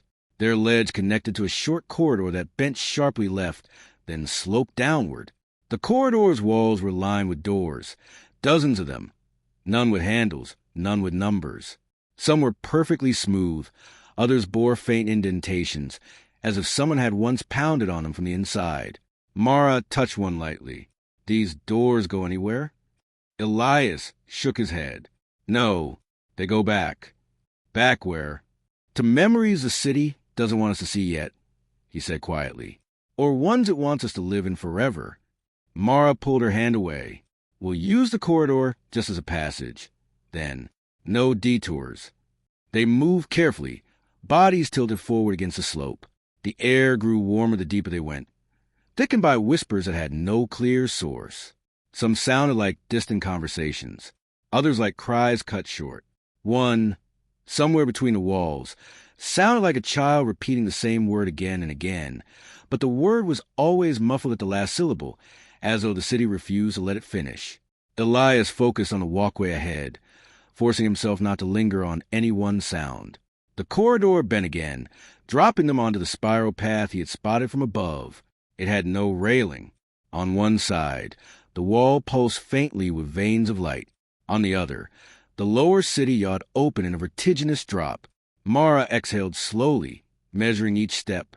One misstep, and we become part of the floor's pattern. Then don't misstep, Elias said. She glanced at him with a hollow half-smile. Therapeutic. They descended in silence for several turns of the spiral, the city adjusting around them. Rooms rotated. Corridors slid into new positions. Platforms extended and retracted. Elias caught fleeting glimpses of people, or versions of people, within the moving spaces. A man seated at a table with his head in his hands, never lifting it. A woman standing at a window that faced only a blank wall. A child tracing a circle on the floor with a finger, over and over, erasing and redrawing the same line.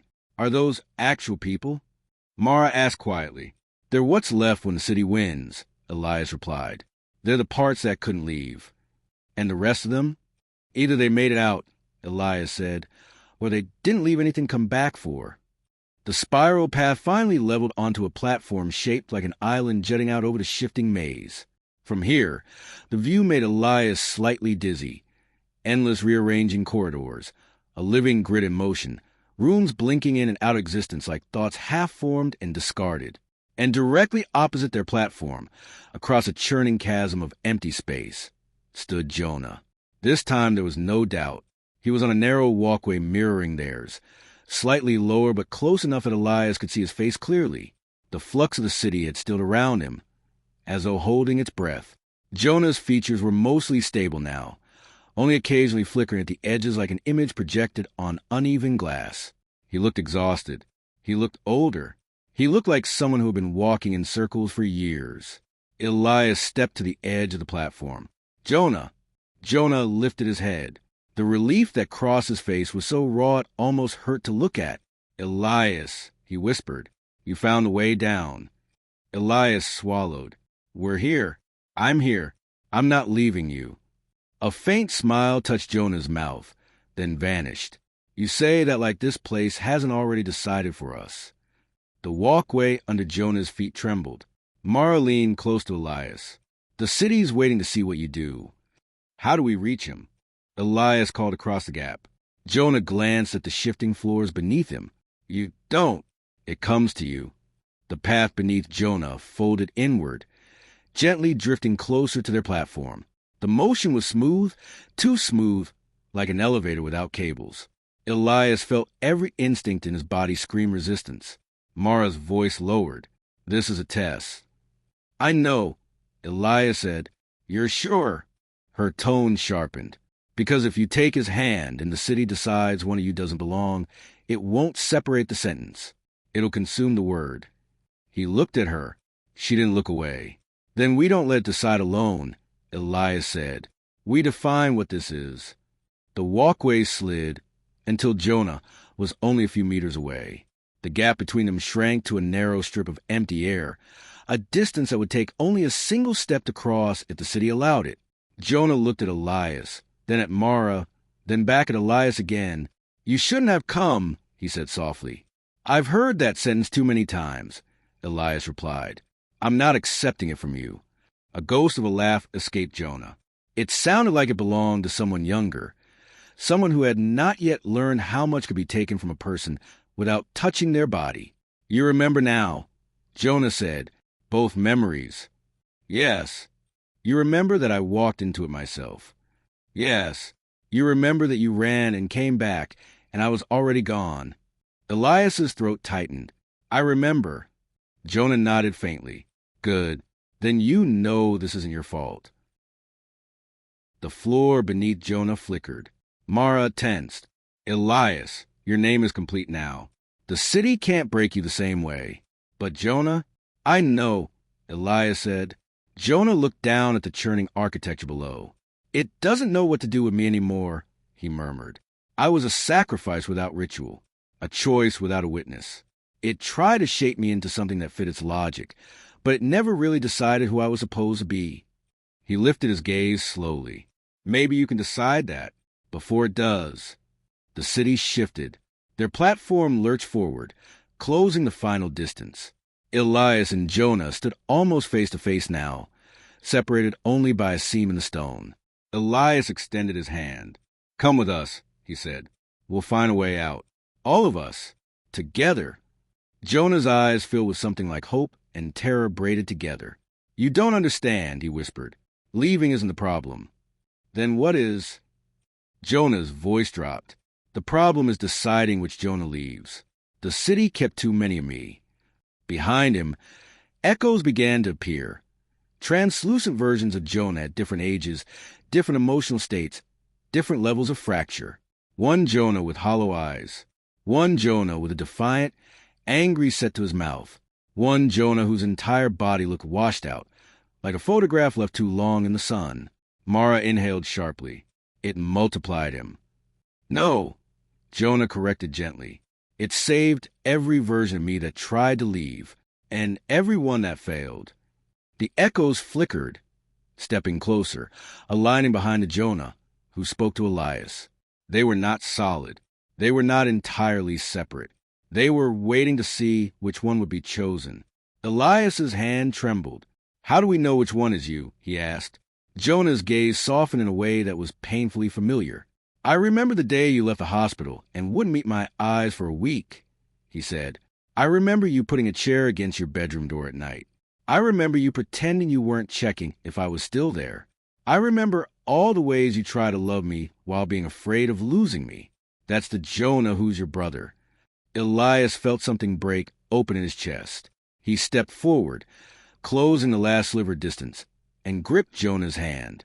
I choose you, he said. The lower city reacted immediately. The floor staggered. The walls groaned. The echoes convulsed. Mara shouted, "Elias!" The echoes of Jonah rushed forward, colliding into the single Jonah Elias held on to. For a terrible second, his brother's face shattered into a dozen overlapping versions. His hand in Elias's grip went cold, hot, then numb. The city tried to pull him apart, to redistribute each piece into a different corridor, a different room, a different fate. Elias held on. "Jonah," he said, voice steady despite the chaos. "Say my name." Jonah's form flickered violently. "I can't." "Yes, you can," Elias insisted. "Not the way the city says it. The way you say it. The way you always have." The shaking intensified. Mara reached for Elias, bracing her weight against him, grounding him like an anchor. The city growled beneath them, a low, seismic sound of displeasure. "Elias!" Jonah whispered. The echoes screamed without sound. Again, Elias demanded, "Elias!" Jonah said, stronger this time. The city flinched. The walkway beneath them began to crack. "One more," Elias thought. "Just one more." "Say it," he urged. "Say who I am." Jonah looked at him. Not at the city, not at the shifting walls, not at the echoing version surrounding him. "You're my brother," he said quietly. "You're Elias Ward. Mine, not its." The lower city convulsed, and the crack beneath them finally gave way. You have been listening to The Silence Between Names, Part 2 by Dorian Strafell. If you are enjoying the audiobook, please hit the like button, leave a comment, and subscribe to the channel so you won't miss the rest of the story. Thank you for listening.